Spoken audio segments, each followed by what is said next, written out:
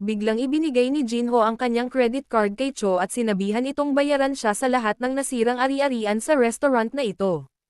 Pagkatapos nito, tumungo sila sa kanilang destinasyon, at nagtataka si Yok kung paano nakaharap ni Jinho ang maraming miyembro ng triad ng mag-isa, at iniisip kung posible iyon para sa isang solong tao.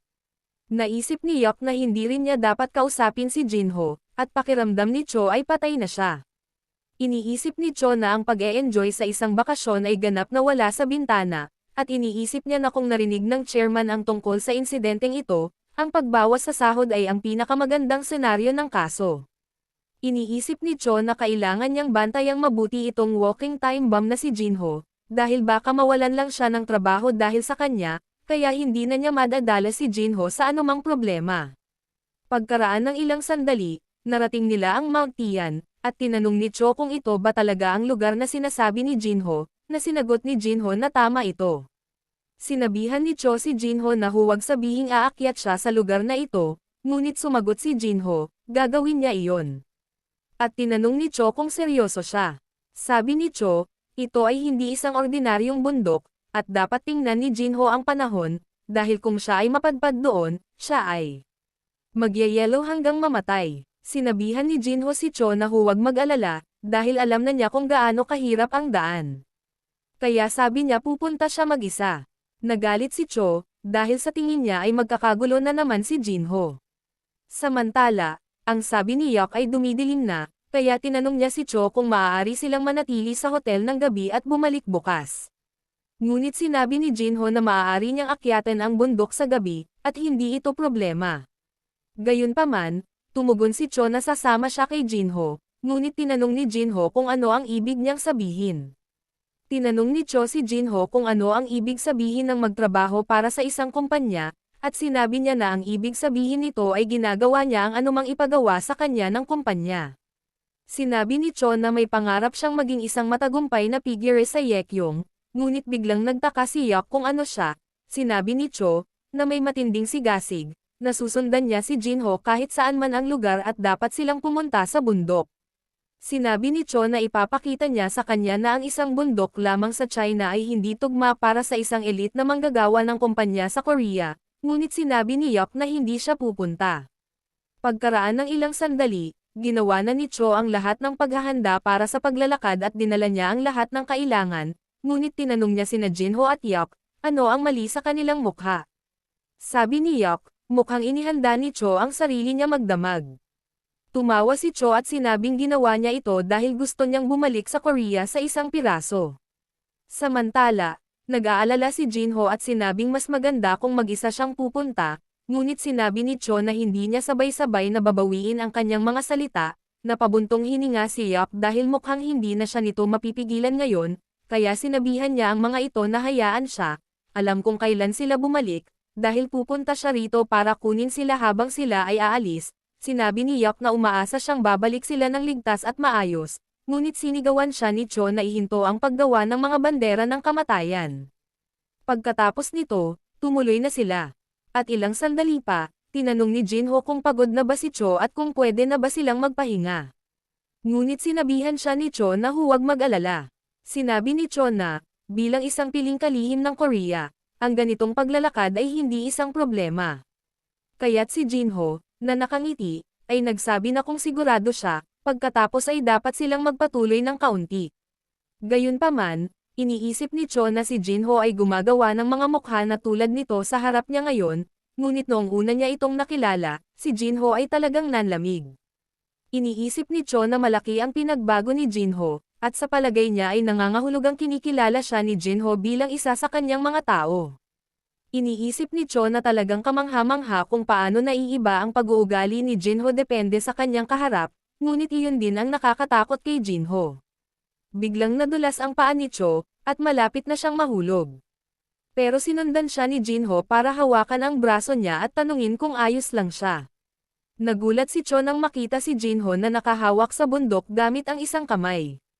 At pagkatayo nila, sinabi ni Jinho na mukhang delikado ang kalsada dahil sa snow. Tinanong ni Jinho si Cho kung ayos lang siya. Nagpasalamat si Cho, pero sabi ni Jinho, siguradong gulat na gulat si Cho, kaya dapat magpahinga na sila. Samantala, tumingin si Cho sa bundok at inisip na muntik na siyang mamatay, ngunit nagtataka siya kung gaano kalmado si Jinho.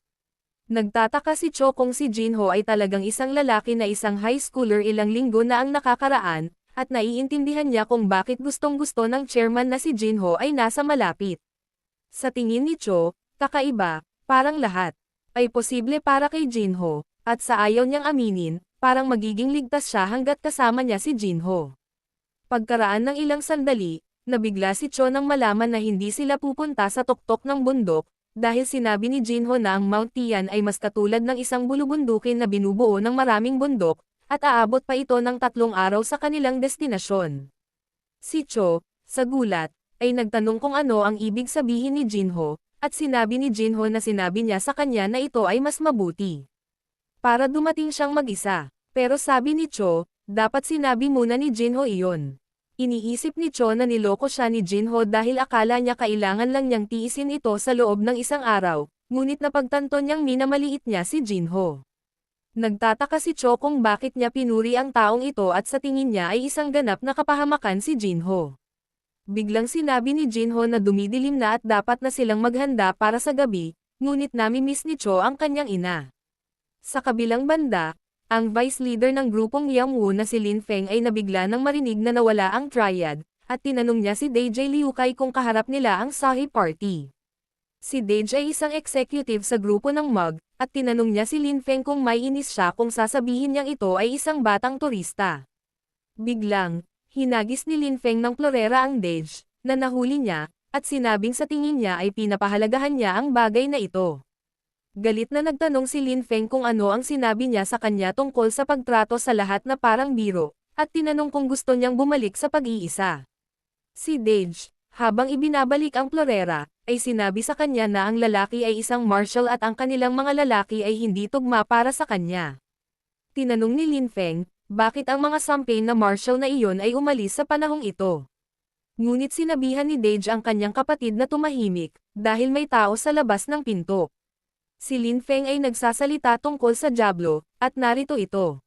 Tinanong niya ang lalaki sa labas kung ano ang ginagawa niya doon. Biglang bumukas ang pinto, at ang lalaki, na may suot na maskara, ay nagsabi na akala niya sinabi nila kay Lin Feng na ang kanilang mga mata ay nasa lahat ng dako. May ngiti si Lin Feng sa kanyang mukha, ngunit sa tingin niya ay nakakatakot ang lalaki, at binalaan siya ng lalaking iyon na huwag sundan ang marshal na iyon, dahil sila na ang bahala sa kanya. Sinabi ni Lin Feng na ang kanilang mga lalaki ay labis na nasaktan ng lalaking iyon, ngunit ang taong iyon ay nagtanong kung siya ay lumalaban sa pagsasama ng mag-asawa. Agad na sinabi ni Lin Feng na hindi siya mangangahas na gawin iyon, na sinagot ng lalaki na ito ay mabuti at mahalaga para sa isang tao na malaman ang kanilang lugar. Sinabi ng lalaki na sila na ang bahala sa marshal na iyon at dapat siyang umiwas dito, na sinagot ni Lin Feng, okay, at sinabihan ang lalaking iyon na magkaroon ng ligtas na paglalakbay pabalik. Nang umalis ang lalaking iyon, galit na binasag ni Lin Feng ang plorera sa pinto at tinanong si Dej kung alam niya ang posisyon ng bata, na sinagot niya na pumunta siya sa distrito. Sinabi ni Dej na kung isa sa alang-alang na ang mga tripulante ng bata ay bumili ng mga kagamitan sa hiking, mukhang plano niyang pumunta sa mountain range malapit sa Guangzhou. Tinanong ni Lin Feng kung gaano karaming suporta ang kailangan ni Dej para maalis ang lalaking iyon, at sumagot siya na dapat lang siyang humiram ng isang bagay mula sa bodega. Gayun din, tinanong niya kung sa palagay ni Lin Feng dapat siyang kumuha ng skewer at makipagkita sa kanya, kung saan pumayag siya at sinabihan si Dej na patayin ang lalaking iyon.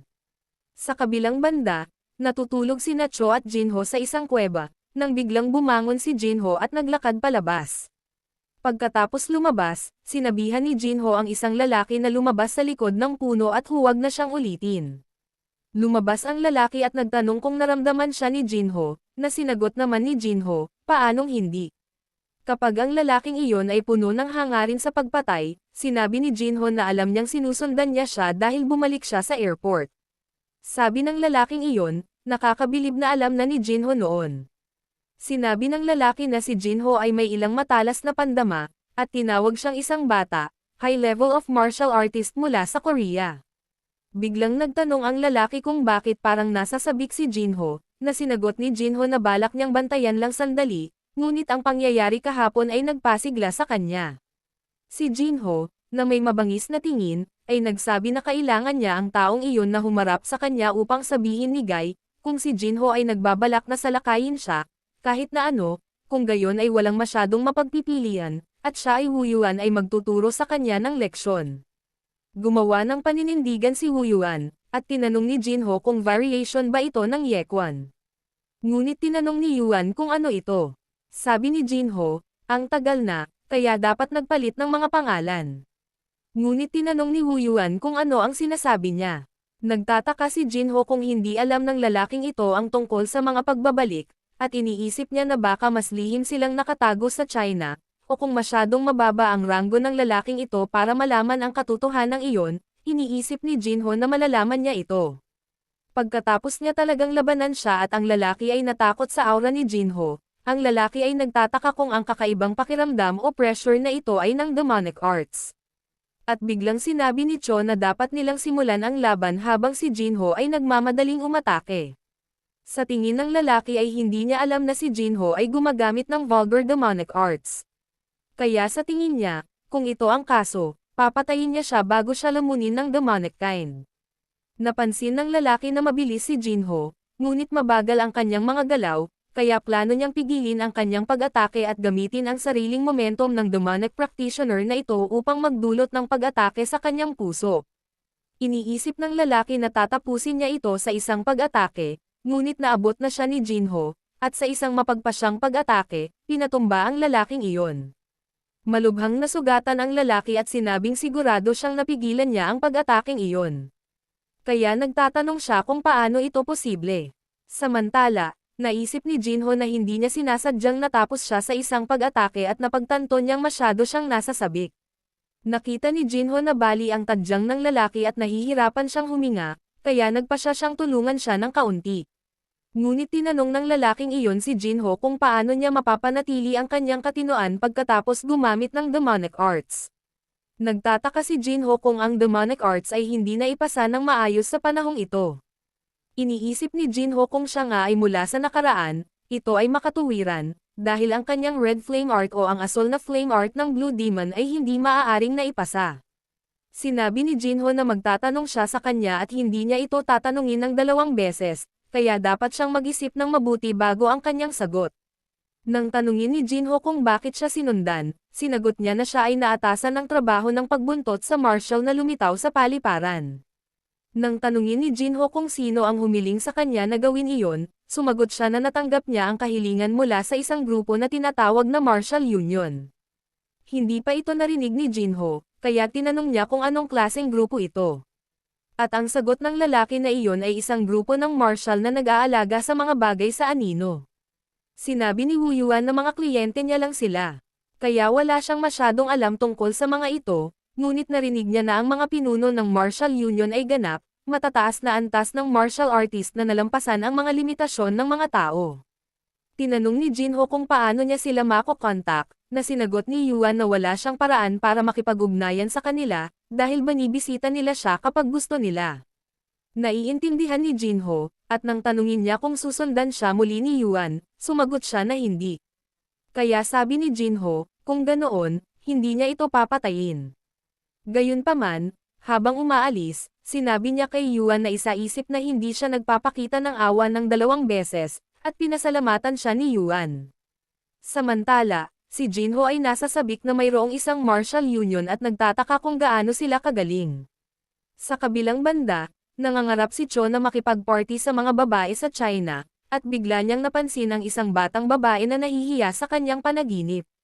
Tinawag ni Cho ang babae para sumama at makiparty sa kanya, ngunit sa pagtingala nito, nakita niya ang mukha ni Chairman Huang, na nagsasabing, si Cho ay may lakas ng loob na makipaglaro ng ganito sa halip na gawin ang kanyang trabaho.